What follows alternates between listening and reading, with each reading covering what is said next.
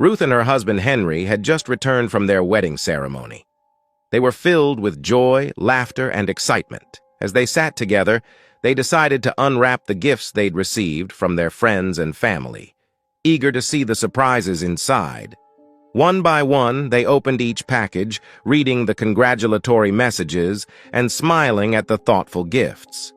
Then, a peculiar gift caught their attention. It was wrapped with a beautiful shimmering golden paper, but had no name or message on it. "Who would send us something without a note?" Henry asked, raising an eyebrow.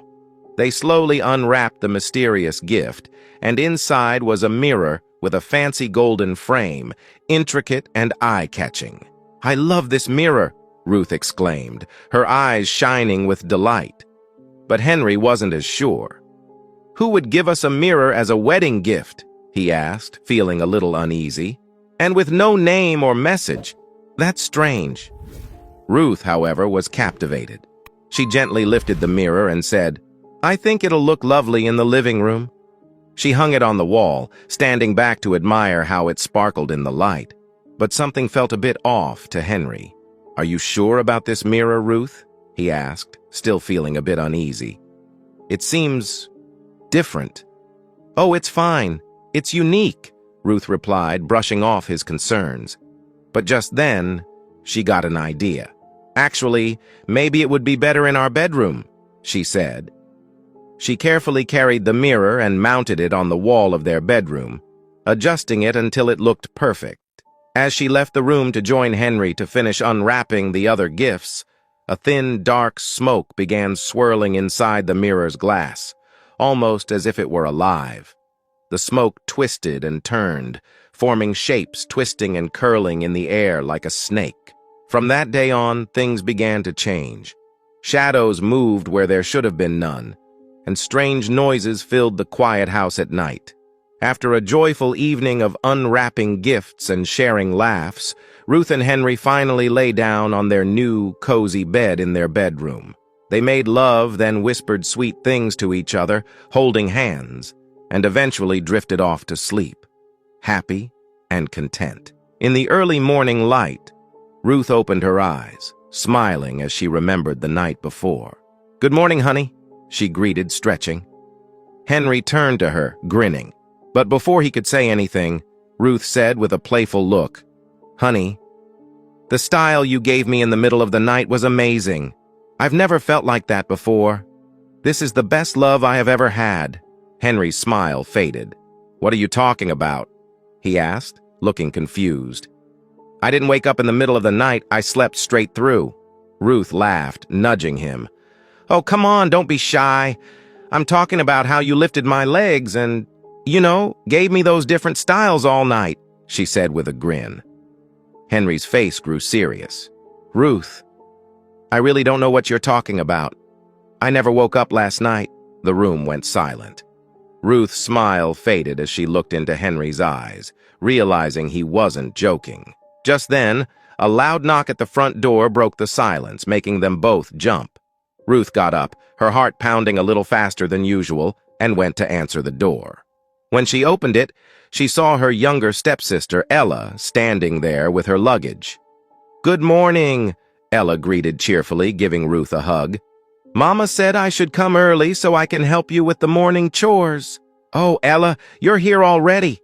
Isn't it a bit too early?" Ruth asked, glancing back at Henry, who was still sitting up in bed, looking deep in thought. "No, Mama insisted I leave early," Ella replied.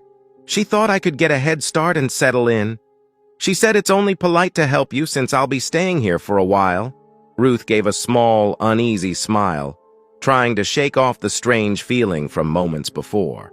She helped Ella carry her luggage inside, showing her to the guest room. As they settled Ella in, Ruth couldn't stop thinking about what Henry had said. If he wasn't with her in the middle of the night, who or what was? Months passed, and Ruth discovered she was pregnant. The news filled the house with joy. Ruth's husband, Henry, was especially excited, dreaming of becoming a father. They both prepared eagerly, imagining their little one's arrival. Each day felt brighter, and their happiness grew. Then one night, as they lay sleeping in their cozy bed, something strange happened. In the quiet, a dark, misty smoke began to swirl out of the mirror in their bedroom. Slowly, the smoke thickened and twisted, forming a shadowy figure, a monster with dark eyes and a terrifying grin. It stepped out of the mirror and walked up to Ruth as she lay sound asleep, too deep in her dreams to notice the strange visitor. The shadowy creature leaned over her, and she felt something strange, but she was too weak and sleepy to wake up fully.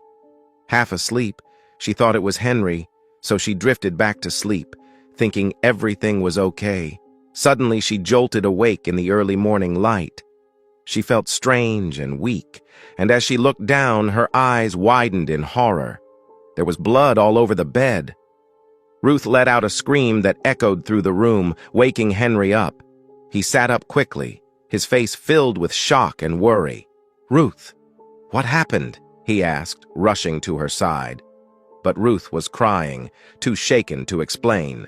Henry, alarmed, shouted for help, and Ella, Ruth's stepsister, ran into the room. Together they helped Ruth out of bed and hurried her to the hospital.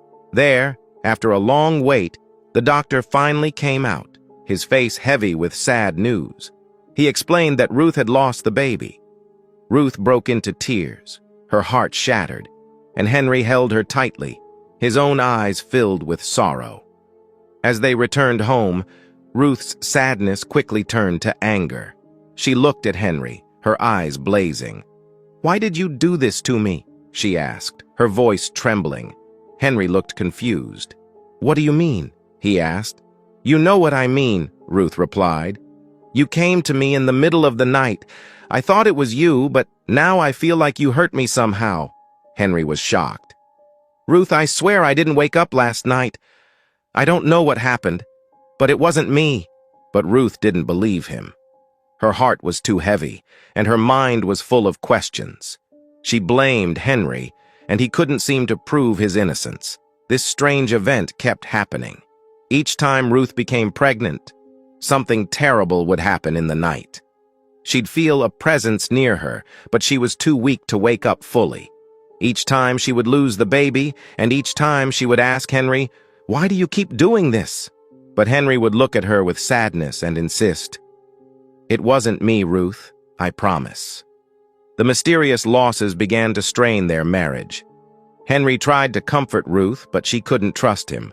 And in the corner of the room, the mirror stood silently, as if it were hiding a terrible secret, its golden frame now looking less beautiful and more haunting.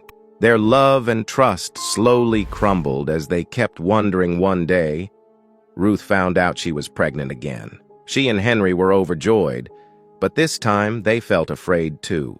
They didn't want to lose another baby, so Henry came up with an idea. "I'll sleep in a different room," he said, holding Ruth's hands. "This way nothing strange can happen. I'll check on you every morning to make sure you're safe."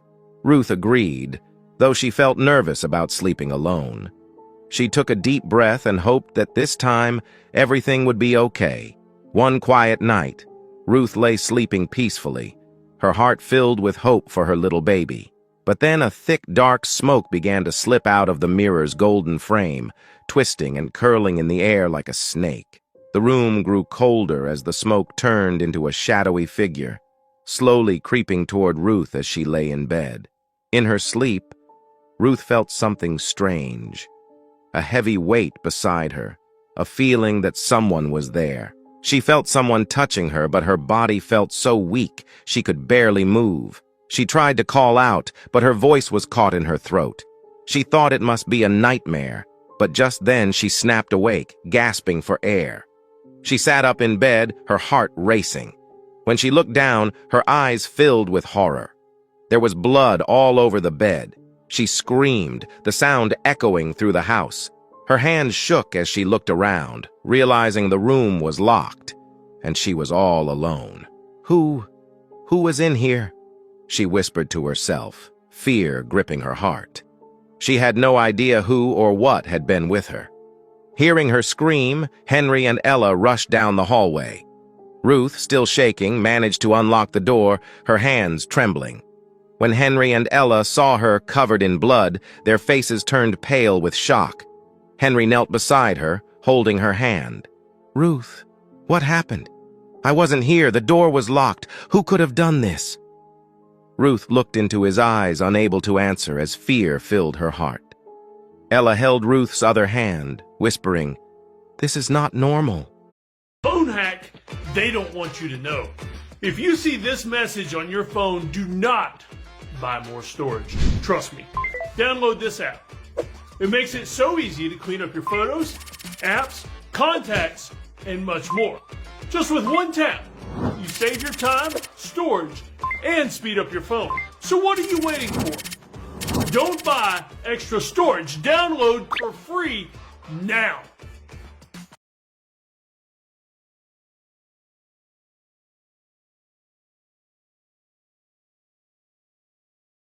Something strange is happening. The next morning, Ruth felt scared and worried. She didn't understand what was happening, but she knew something was very wrong. Her little sister, Ella, could see how sad Ruth was, so she took her hand and whispered, "Ruth, maybe we should call Mama. She always knows what to do." Ruth nodded, and soon she was talking to her stepmother, Mrs. Agnes, on the phone. Mrs. Agnes had loved Ruth like her own daughter ever since Ruth's mother passed away. She listened carefully as Ruth explained everything. "Oh, my dear Ruth," Mrs. Agnes said in a gentle, calming voice, "don't worry, my child. We'll find a way to make it all better. Come to my house tomorrow morning. I know someone who can help us." Early the next morning, Ruth and her husband Henry got ready and drove to Mrs. Agnes's house. The sun was shining, but Ruth couldn't shake the nervous feeling in her heart. When they arrived, Mrs. Agnes welcomed them warmly, giving Ruth a big, comforting hug. She looked at Ruth with kind eyes and said, "We're going to visit a very special lady today. She's a prophetess, and she knows how to deal with things that are unusual." Ruth and Henry exchanged glances, not quite sure what to expect, but they trusted Mrs. Agnes. Together, they walked to the small, quiet house of the prophetess, deep in the village. The house was surrounded by tall trees, and the air felt heavy, like it was filled with secrets. Inside, the prophetess was waiting for them. She was an older woman with a wise face, wearing a long, flowing robe. She looked deeply into Ruth's eyes, as if she could see all the strange things that had been happening. Without a word, she nodded and gestured for them to sit. Then she closed her eyes and began to pray, her voice strong and steady. As she prayed, the air in the room seemed to thicken, and Ruth felt a chill run down her spine. She squeezed Henry's hand, feeling safe by his side. But then the prophetess opened her eyes and spoke softly, her voice filled with mystery. "Ruth," she said, "you have been connecting to a water spirit, a powerful spirit from the deep waters. It has been following you and causing these strange things. We must do a special prayer to set you free from it." Henry's face turned pale. He held Ruth's hand tightly and said, "Please, do whatever you need to help her." The prophetess looked at him and shook her head. "I'm sorry, young man. For this prayer, only women can stay. You must go home, and Ruth will stay here with us. Do not worry. We will keep her safe." Henry didn't want to leave, but he knew he had no choice. He kissed Ruth's hand and whispered, "I'll be back in the morning. Be brave." After he left, Ruth felt a little nervous, but her stepmother, Mrs. Agnes, held her hand. The prophetess began to prepare for the night, lighting candles and sprinkling water around the room. The flickering light cast strange shadows on the walls, making everything look mysterious and a little spooky. Late at night, just as the world was dark and quiet, the prophetess told Ruth to come to her shrine. The room was dimly lit, with candles flickering and casting strange shadows on the walls.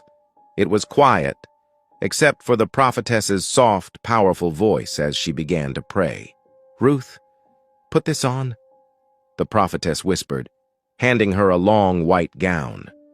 It felt strange and heavy as Ruth slipped it over her head, feeling the cool fabric against her skin. She looked around, feeling nervous but hopeful. Maybe, just maybe, this would be the answer she had been searching for. The prayer went on and on, the prophetess's voice growing louder, echoing off the walls. Then, an hour later, she brought out a thick rope and tied Ruth's hands together. Ruth looked down, her heart pounding. Why was this happening? "Stay strong, child," the prophetess said, her voice almost like a warning. She pulled out 3 large sticks and lifted them high. Suddenly, with a loud crack, she struck Ruth's back. Ruth gasped in pain, tears filling her eyes. She wanted to run, to escape, but the prophetess's voice echoed in her ears. "This is the only way, Ruth. This will drive the spirits away." The beating continued, each strike feeling sharper and heavier. Ruth cried, but she didn't try to stop it. She closed her eyes tightly, praying that this would be the end of her troubles, that after tonight, she could finally be free. When morning came, Ruth returned home, her body bruised, her heart heavy. Henry took one look at her and saw the red, swollen marks across her arms and back. Tears filled his eyes, and he held her close as they both cried. It felt as if all the sadness in the world had gathered around them. But Ruth took a deep breath and whispered, "It's over now, Henry." The prophetess said so. This time, it has to be over. Months passed, and Ruth's heart slowly began to feel lighter. One day, she felt a flutter in her stomach. She was pregnant. This time, she dared to hope. Each day, her tummy grew a little bigger, and the house was filled with laughter and joy. Henry and Ruth talked about baby names, imagining their little bundle of joy.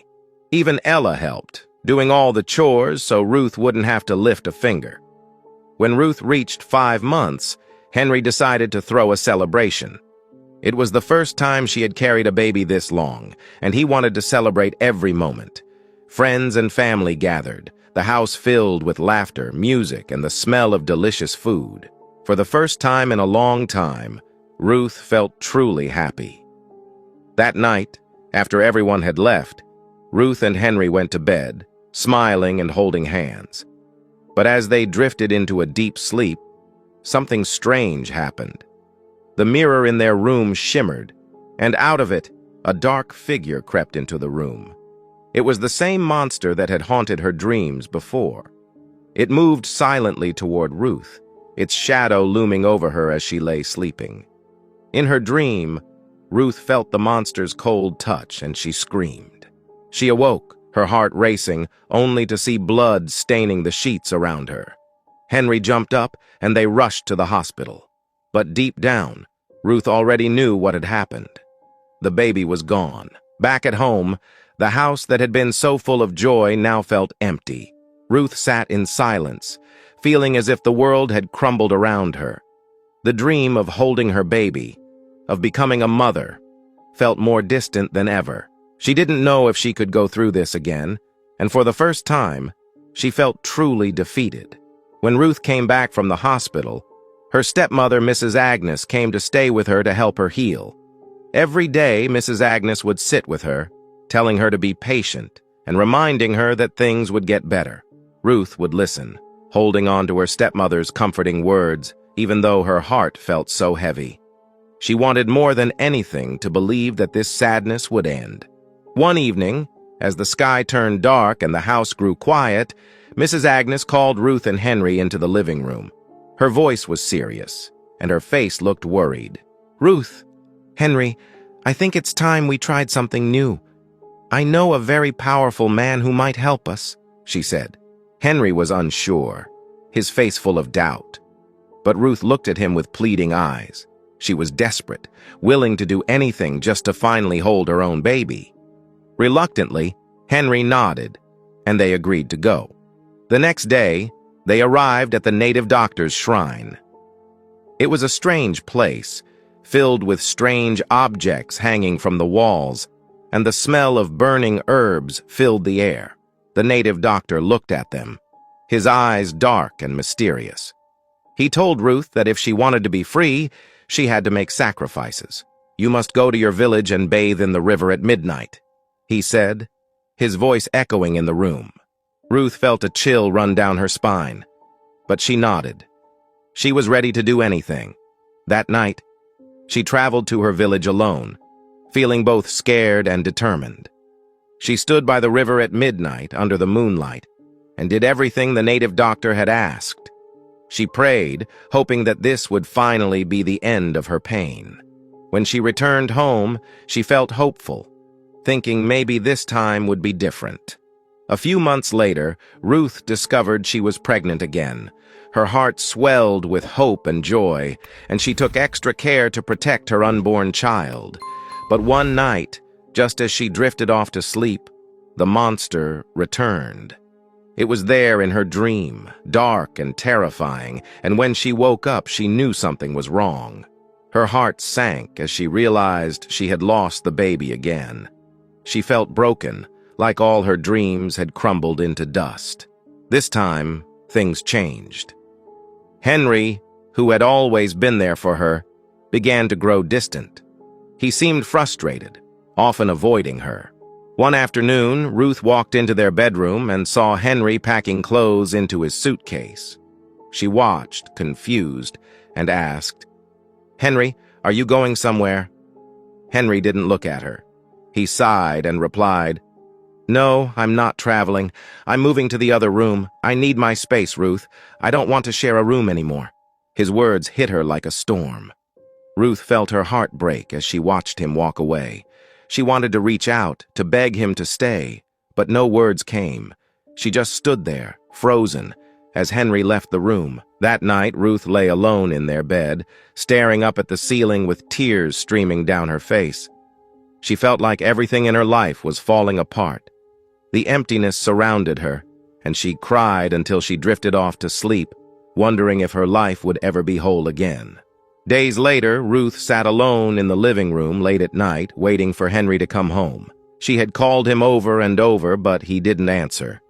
She felt worried and hurt, wondering where he could be. Finally, she heard the door creak open. There was Henry stumbling in, smelling strongly of a strange perfume and looking tired and drunk. "Where have you been, Henry? And why didn't you answer my calls?" Ruth asked, her voice filled with worry and anger. Henry just laughed a little, not looking at her. "Why are you calling me? Do you think I'm your baby?" he muttered, pushing past her. "I just want to go to bed." Ruth's heart sank, but she stepped in front of him, refusing to move. "No, Henry, you're my husband, and I deserve to know where you were," she said, trying to keep her voice steady. Henry's eyes flashed with anger, and before she knew it, his hand shot out, slapping her hard across the face. Ruth stumbled back, her cheeks stinging, as Henry pushed past her without another word. She stood there in shock, tears streaming down her face, her heart shattered. Ella, who had been asleep, woke up to the sound of Ruth crying. She hurried over, wrapping her arms around Ruth, comforting her until she calmed down. That night, Ruth lay in bed, her heart heavy with sadness. She cried quietly, asking God for strength, wondering if things would ever get better. The next morning, Ruth couldn't bear the pain any longer. She packed a small bag and left, heading to her stepmother's house. Mrs. Agnes welcomed her with open arms, listening as Ruth told her everything. Mrs. Agnes was furious when she heard about Henry hitting Ruth. She called him, warning him that he should never lay a hand on Ruth again. Then she held Ruth, telling her to stay for a few days to rest and clear her mind. But even with her stepmother's comforting words, Ruth felt like a shadow of herself. Every night, she prayed, pouring her heart out to God. "Please, God," she whispered, "I'm just an orphan. Please hear me. Please wipe away my tears." After a few days, Ruth decided to return to Henry's house. She missed him and hoped that maybe, just maybe, things could go back to normal. But when she got home, Henry didn't say a word to her. He didn't apologize, didn't hug her, didn't even look at her. Instead, he acted as if she wasn't there, giving her the cold shoulder. Ruth tried to talk to him, tried to remind him of their love, but he only shrugged her off. Late one night, feeling desperate, Ruth went to Henry's room. She sat on his bed, looking at him with pleading eyes. "Henry, please," she whispered, reaching out to him. "Let's try again. How can I get pregnant if you don't even touch me?" Henry looked at her, his face hard. "I'm tired, Ruth," he said. "Tired of all the hospital visits, the heartbreak, the losses. Just let me be." Ruth's heart ached, but she stayed there, hoping he would change his mind. But with a sigh, Henry grabbed a pillow, walked out of the room, and left, her sitting there, alone and heartbroken. One sunny afternoon, Ruth sat quietly in the living room reading her Bible. She felt a little bit of peace as she read, hoping that maybe things would get better soon. Nearby, Ella was busy cleaning the house, humming softly as she dusted the shelves.